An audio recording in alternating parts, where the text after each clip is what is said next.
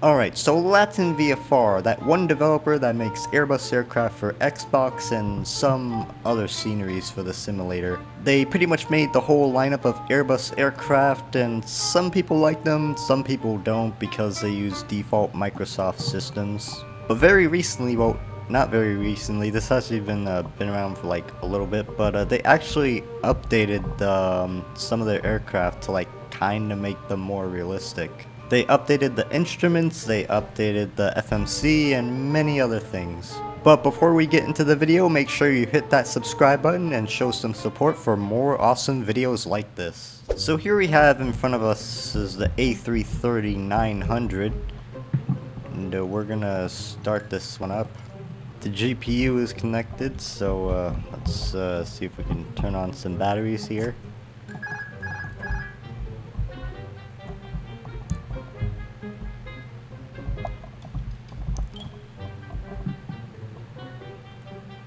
We can align the aiders. Also turn on the APU. And the LatinVFRs probably have the fastest APU startup ever. Got the APU started. It's gonna take a little bit for the aiders to align, but look at the PFD. It's actually something different. It looks almost realistic. And if you're wondering, nothing has really changed in the cabin.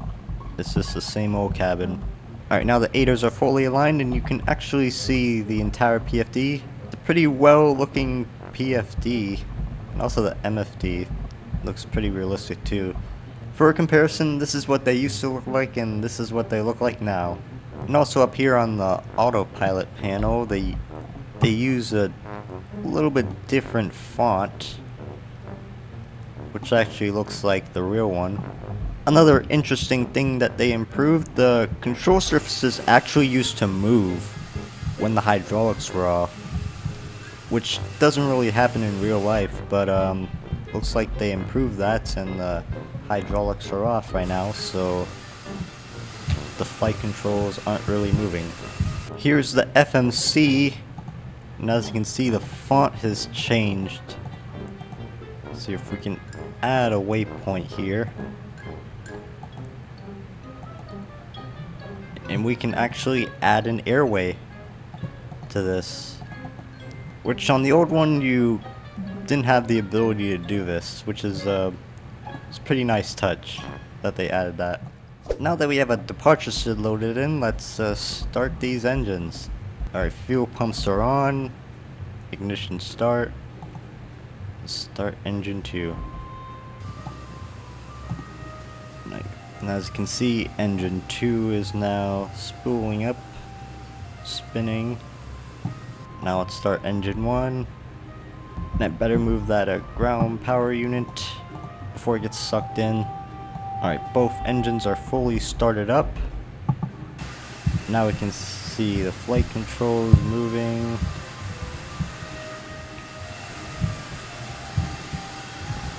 Let's bring down some flaps.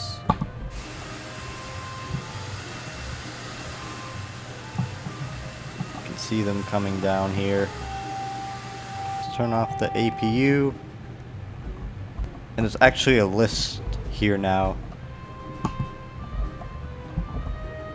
of things you have to do before you start taxiing. I'm glad they added that in. And let me just add this in, this is not really a study level cockpit yet. It hasn't really reached the level of the Phoenix yet. Now let's release the parking brake. Start taxiing.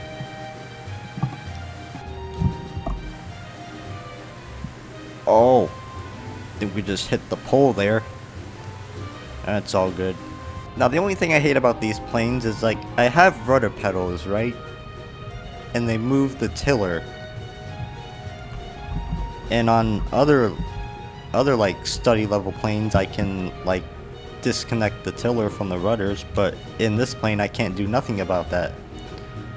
Which I don't really like, flying big planes that can steer the nose gear.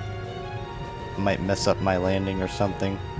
But with rudder pedals, the nose wheel is kinda sensitive. Alright, let's line up with the runway now.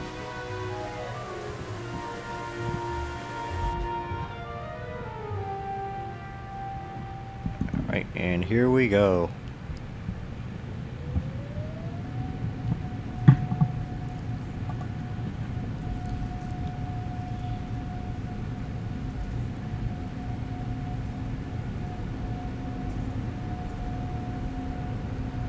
Alright, there's 80 knots.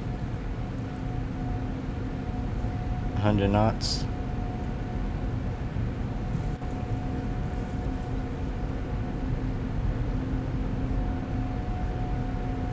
I'm just rotate it at like 150.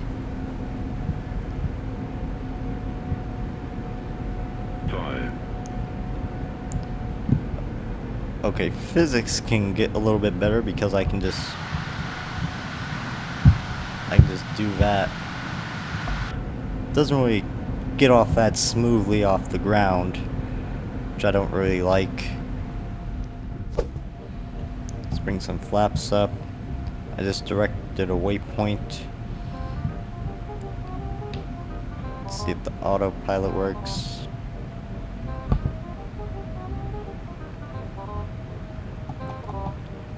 Okay, it just descended a little bit, but I did not have it in climb mode, so that's on me. Now the plane is following the flight directors here.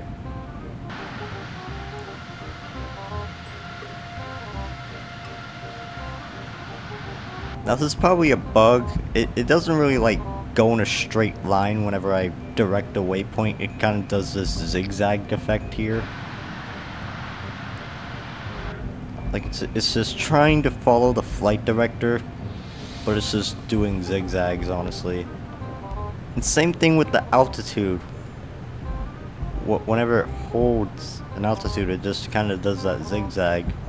And now probably my favorite things about this is you can actually shoot an ILS in this plane. 2000.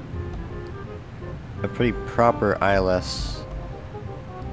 So we're aligning with the localizer now.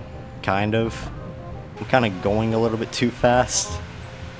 Alright, now we're on a stable approach.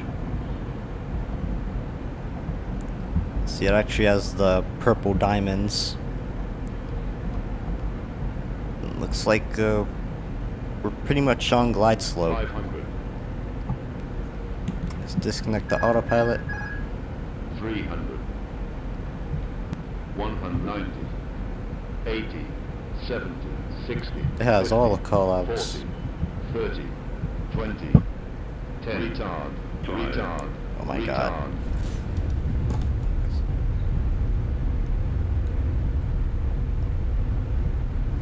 So yeah, physics can pretty much be improved a little bit more.